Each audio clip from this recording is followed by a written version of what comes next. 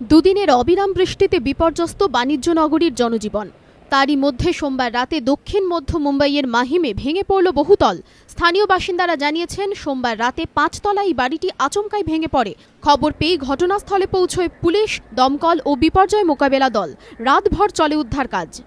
Rescue operation जैसे हमें information मिली हम यहाँ पहुँचे। हमने पूरा इस एरिया को टेक ओवर किया है जहाँ ये बिल्डिंग कोलैप्स हुई है, और तभी से हमारी 90 के करीब जो पर्सन है 2 टीमें वो कंटिन्यूसली वर्क कर रही है इसमें, जिसमें 5 डेड और 6 इंजर्ड अभी तक हम ऑपरेशन में कर चुके हैं और अभी कंटिन्यू चल रहा है।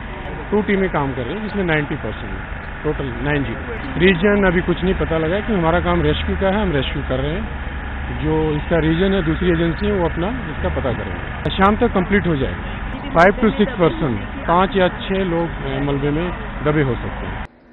পুলিশ সূত্রে খবর, ক্যাডেল রোডের এই বহুতলটি প্রায় ৩০ বছরের পুরনো। ২ মাস ধরে মেরামতের কাজ চলছে। এলাকাবাসীর দাবি, এখানেই থাকতেন সঞ্জয় দত্তর আইনজীবী রিজওয়ান মার্চেন্টের মা, স্ত্রী ও ছেলে।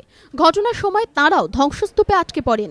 যদিও পরে তাঁদের উদ্ধার করে দমকল ও বিপর্যয় মোকাবেলা দল।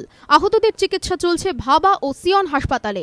গত এপ্রিল মাসেও মুম্বাইয়ের ঠানেতে বহুতল ভেঙে মৃত্যু হয়েছিল ৭৪ জনের। এবিপি আনন্দ।